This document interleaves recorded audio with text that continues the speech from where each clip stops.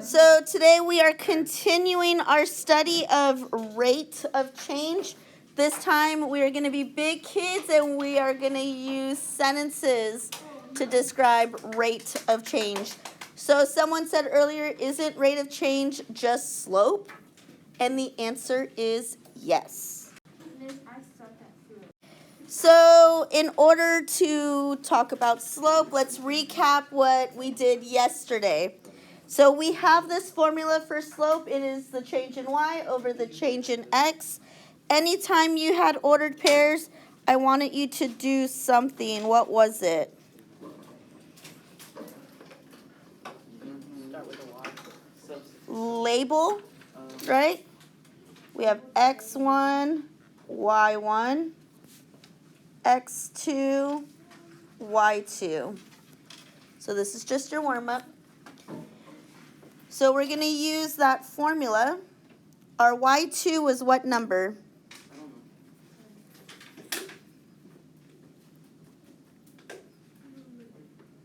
Four. Good. Our formula says that we need to subtract. What was our y1? -2. Good. And our two negatives are going to become a? Good. All right, let's go back to our x's. What is our x2? 3. Good. Minus our x1. 0. Perfect. All right, what is 3 minus 0? And what is 4 plus 2? 6. Can that be reduced to what number? 2 over 1, which is just 2.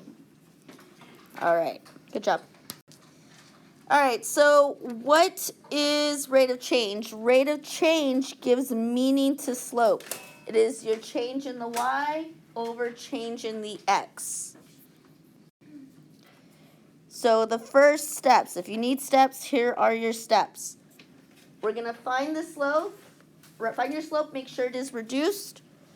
Copy the y and x variable if we are looking at a table or a graph. And then we're going to write a sentence with it. We're going to talk about the y first and then the x first. All right, so on the front part of your notes, so go ahead and fold it in half, and we're going to do a quick brain dump.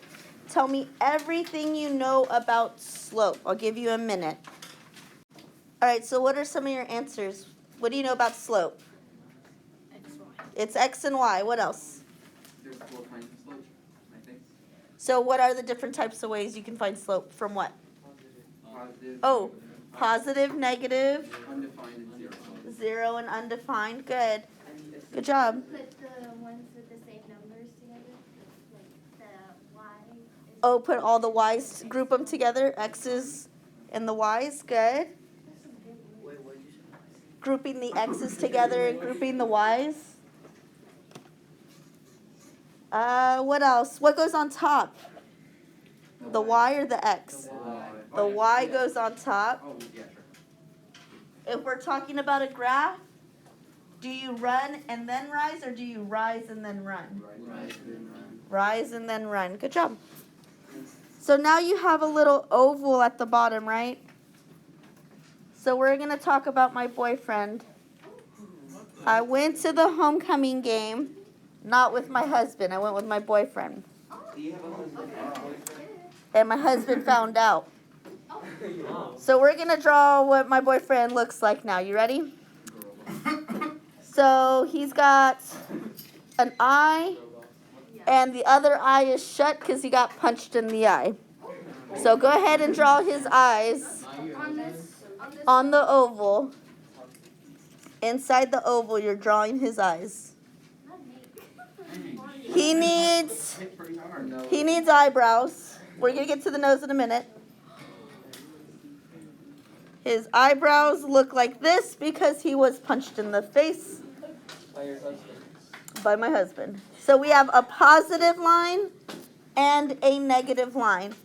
But someone said he needs a nose, right? So he needs a nose. He didn't get his nose broken. He just got his eye punched shut. It wasn't a fight. It was very one-sided. So massive. Is that an arrow? So it is his nose with the U because he's got a little nose piercing. A U for what kind of slope? Undefined. Undefined slope. So a vertical line gives us an undefined slope. And he's not really smiling. And he's so cute with his little dimples. I have dimples. So his dimples are the number 0. It's a straight horizontal line, the number 0 for his dimples. Why don't you just draw like a surprise dog face? You got the bad taste. So this is Mr. Slope Guy. Again, you have a positive line right here, which is why his eye is open. You have a negative line. His eye is a minus sign because he got punched. His nose with his little piercing. Undefined. And I have a little painting of him. I'll bring him next week. That way you can have him in the room with you. No. So Mr. Slope Guy is a way to help you identify the 4 types of slope. Positive, negative, undefined, and 0. The zeros are his dimples. So let's go ahead and open this up. We have 6 examples. There you go. Mr. Slope Guy is going to help you out in math. What's his race? Math. Algebra, that's his name. All right, y'all ready? All right. Yesterday we talked about finding slope from an equation.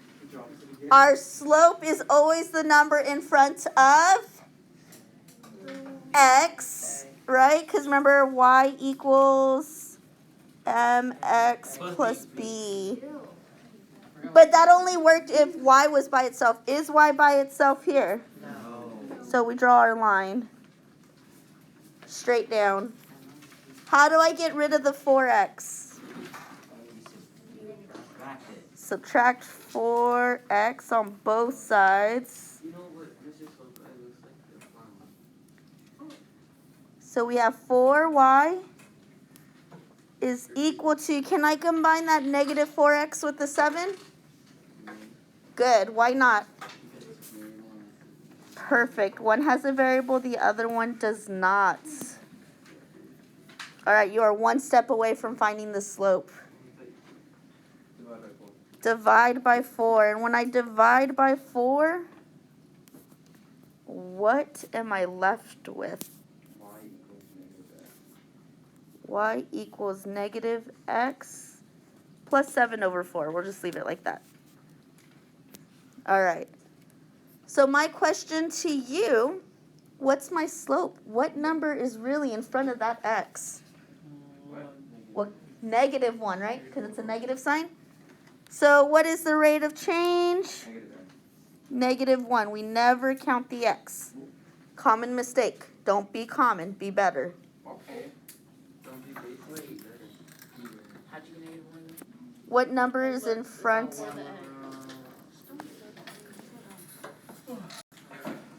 All right. I want you to try this one. All right. Is y by itself? Yes. Yes.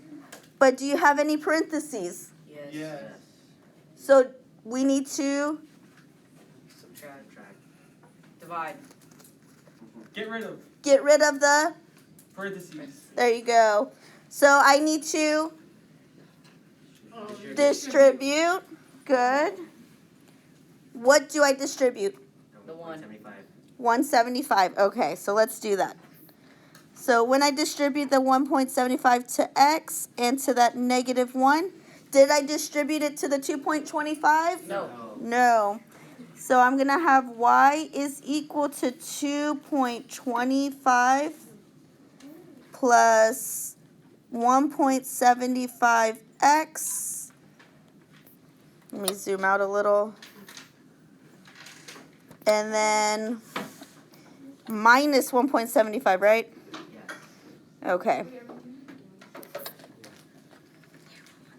Okay, so now I need to combine something. What are the two things that we can combine? The 2.25 and the negative 1.75. Cool. So when I do that, you'll finally have a final answer of y is equal to 1.75x plus 0.50, whichever one you want to say, right? All right. So it says, let's actually read real quick. It says the function blah, blah, blah can be used to determine the cost in dollars for a taxi ride of X miles. So X stands for miles. Y is the money. What is the rate of change? So what is our slope? What number's in front of X? 1.75. So it's going to cost, or for $1.75 per mile. That is how much it's going to cost. Okay? For the taxi. Y'all ready for the next one? All right, so slope from a table, we subtract numbers, right, to see what the change is. So for that first one, 156 minus 78. 78. 2 to 4. 2. 195 minus 56. 39. And 4 to 5. 1. All right, so we have 39 over 1, right? Because it's always the change in the y over the change in x. Someone do 78 divided by 2. What do you get? 39? So our slope, let's write it 39. Oop, that's not a 3. 39 over 1. So look at your y column. What is it titled? Total cost. Total cost. So we know $39, right? Because total cost is money. Per, we have a 1 for the x. And what does our x column say? Computer game. Number of computer games. So it costs $39 per computer game. Can I just put game? C game. How is everyone laughing at me like I got it wrong earlier? I don't understand.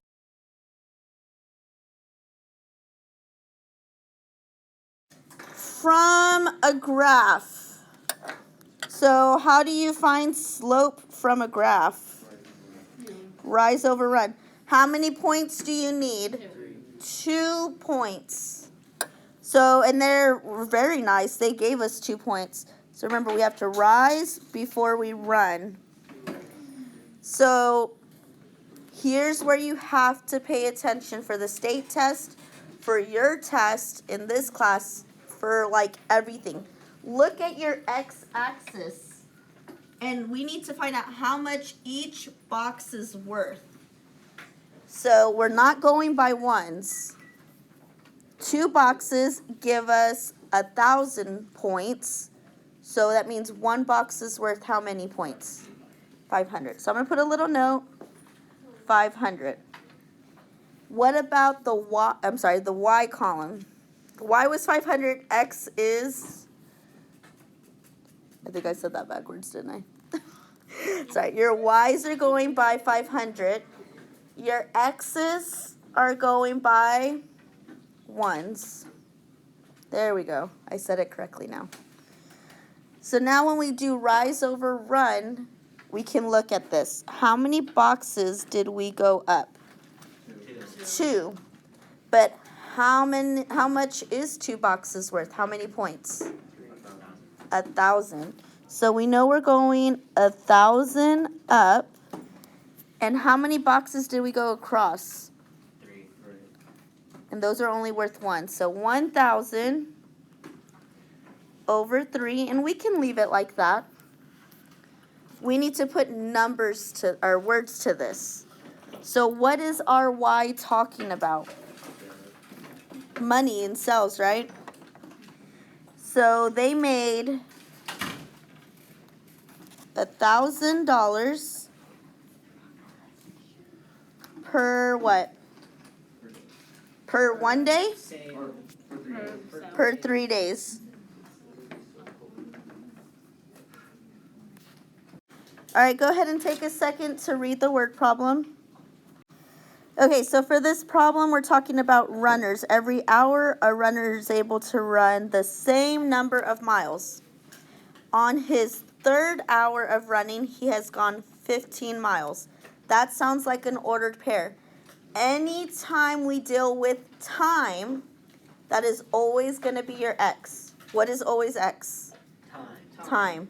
Whether that's months, years, seconds, minutes, days, hours, light years. They're all time, right? So on his 3rd hour, so the x is 3, he went 15 miles. On his 5th hour, so is the 5 the x or the y? light year is That is true, sorry. Light years, scratch that off our list. Is the 5 our x or the y? The x. Now I actually get to go. He has gone 25 miles. All right, let's use our table. 15 to 25 was an increase of how much? 10. And 3 to 5 was an increase of? 2 hours. So 10 over 2 is equal to 5 over 1. So let's make a sentence out of that so we can be done. Every what? 5 miles. Every 1 hour. Every hour. So remember, we do y over x. So what is our y talking about? Miles. So every 5 miles takes 1 hour per each, anything like that, right? Good job. I'm going to put per because it's short and I don't have much room. Per how many hours? 1. So it is hour. 1 hour. Or you could just say hour. Good job. All right. Any questions?